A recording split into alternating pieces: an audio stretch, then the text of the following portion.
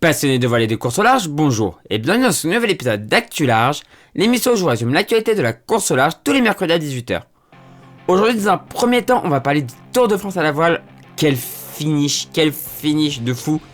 On va en parler. Ensuite, on va parler de la Solo Geek Open qui s'est courue la semaine dernière, qui a été une course passionnante. Ensuite, on va parler de SVR Lazartigue. J'en ai pas parlé il y a une semaine, il n'était pas encore à l'eau et j'ai pas spécialement le temps d'en parler. Mais le bateau de François Gabard est à l'eau, ça y est. Donc depuis jeudi, c'était jeudi dernier la mise à l'eau.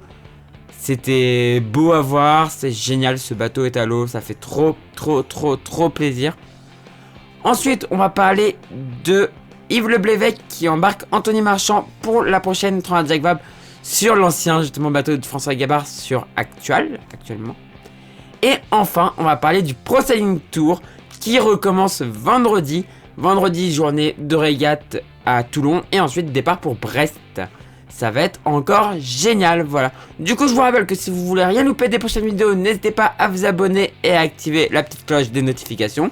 Et si vous voulez me retrouver en live sur Twitch, je suis en live tous les soirs jusqu'à vendredi soir à partir de 17h. Et la semaine d'après, pendant tout le mois d'août, je serai en live le matin à partir de 8h jusqu'à 10h. Voilà.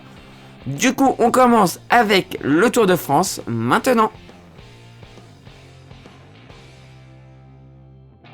Mais quelle finale de fou! On savait que rien n'allait être joué avant la super finale. Mais franchement, c'était dingue. Revenons à jeudi dernier, où la première journée de course au lac de Serpenson a eu lieu. Elle s'est divisée en deux avec des parcours construits et un raid. Pour les parcours construits, c'est Helvetia Purple qui l'emporte devant Royan Atlantique et Helvetia Blue. Groupe Atlantique, qui se faisait marquer en permanence par Helvetia Blue, a fini 4ème. Le raid a quant à lui été remporté par Helvetia Purple, suivi par Team Jeune Sud et Normandie Younes. Groupe Atlantique finit 5ème devant Helvetia Blue qui n'aura pas réussi à le marquer et qui laisse Groupe Atlantique revenir. Vendredi était la dernière journée avant la super finale. 5 courses sur parcours construits ont été courues et les filles de Helvetia Purple ont été les meilleures devant Helvetia Blue et Groupe Atlantique. Samedi avait lieu la super finale où le 4ème pouvait remporter le Tour de France tout comme le 3ème. Notons que celui qui était devant au général partait avec 2 points d'avance et qu'il fallait en marquer 3 pour gagner.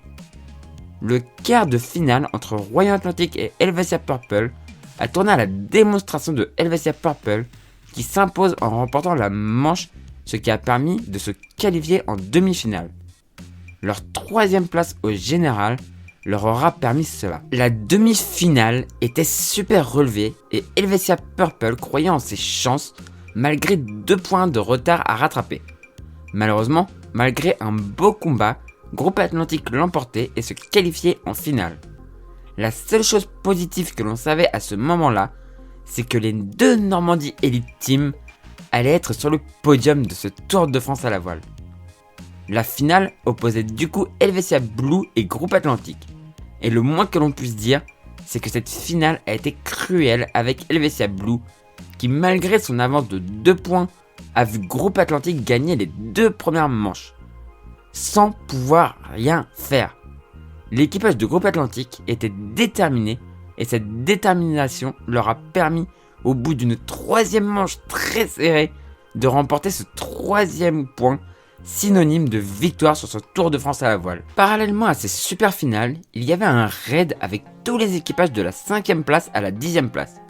Ce raid permettait de mettre en lumière une association du choix des équipages. C'est Imagine for Margot qui a remporté le raid pour cet assaut qui participe à la recherche contre le cancer et aide les familles. Bravo les filles! Au classement général, Groupe Atlantique remporte du coup ce Tour de France à la voile, suivi par Helvetia Blue, Helvetia Purple, qui est le premier équipage 100% féminin à monter sur le podium du Tour de France à la voile. En 4ème, on retrouve Royan Atlantique, suivi par Bi Bruxelles, Dunkerque Voile, Team Jeune Sud, Normandie Younes, Émile et enfin Imagine for Margot. Au classement étudiant, c'est aussi Groupe Atlantique qui gagne devant Dunkerque Voile, Team Jeune Sud et Normandie Younes. C'était un super Tour de France à la voile à laquelle on a assisté. Et même si j'aurais adoré voir la victoire de une Helvetia Blue by Normandie Elite Team, je remarque quand même que sur le groupe Atlantique, il y avait pas mal de Normands, donc ça va. Bon, en vrai, vous savez, je suis pas du tout chauvin. J'ai hâte de voir ce qui va être fait l'année prochaine. Mais le format de cette année était pas loin d'être parfait. On suivra bien sûr le prochain Tour de France à la voile dans Actu Large.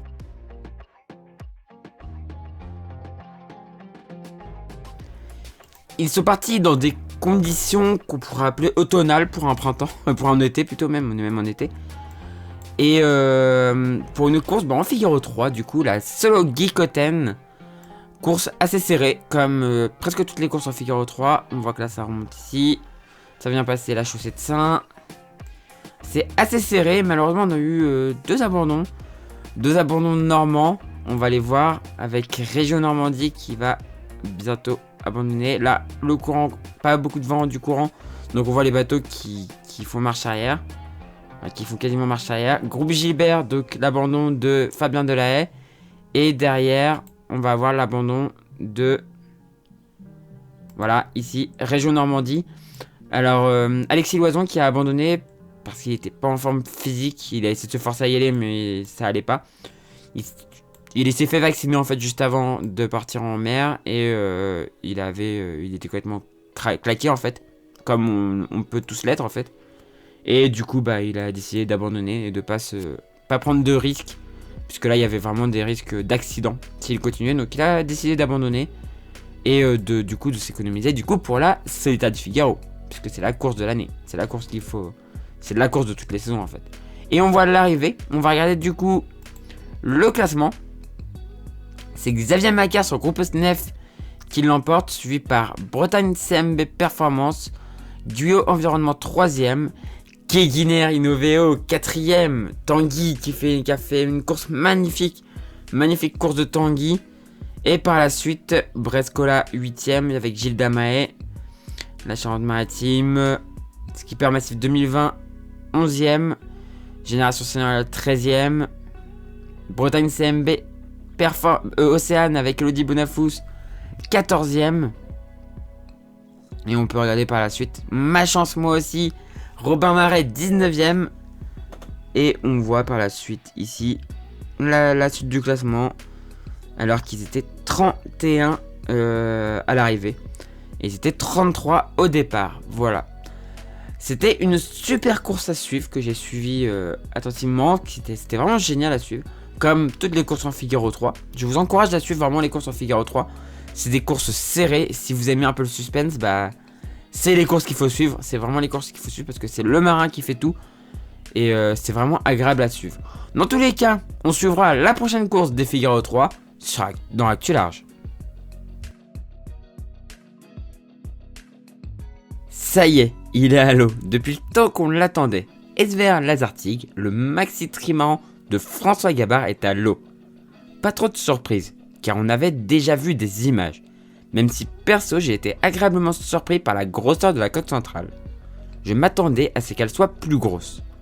Le look de ce bateau est juste monstrueux, avec ses deux bulles profilées sur le pont et ses bras aussi hyper profilés. J'ai trop hâte de le voir naviguer et j'ai trop hâte de le voir au Havre. On suivra sa première navigation avec, je l'espère, de belles photos dans Actu Large.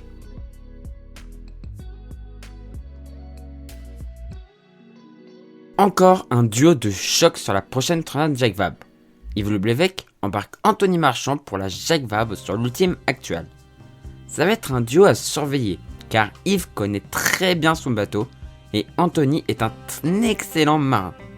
De plus, ils partent sur un super bateau fiabilisé et encore très performant. On suivra ce duo très attentivement dans Actu Large.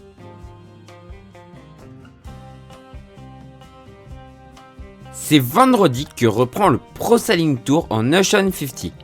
Les bateaux courront sur des parcours côtiers vendredi avant de prendre le départ de la course au large en direction de Brest dimanche à 15h. Ça va être top à suivre, même s'il manquera Méléen Sourire qui, à cause d'un problème technique, ne pourra courir sa dernière manche. Je vous encourage à suivre cette dernière manche et on en reparlera dans une semaine dans Actu Large. Voilà, j'espère que cette vidéo vous a plu. Si c'est le cas, n'hésitez pas à mettre un pouce en l'air, à la commenter et à la partager. Si vous n'êtes toujours pas abonné à la chaîne, n'hésitez pas à vous abonner pour ne rater des prochaines vidéos. Et si vous voulez aider financièrement la chaîne, c'est plateforme tour sur YouTube ou Tipeee. Les liens sont dans la description de la vidéo pour aider une publicité ou une vidéo, ça ne coûte rien. Et moi ça rapporte quelques centimes. Et si vous souhaitez faire un don, bah c'est possible aussi sur ces deux plateformes, voilà. Et du coup moi je vous dis à la prochaine pour la prochaine vidéo sur la chaîne Toria. Et du coup ciao tout le monde, ciao ciao ciao.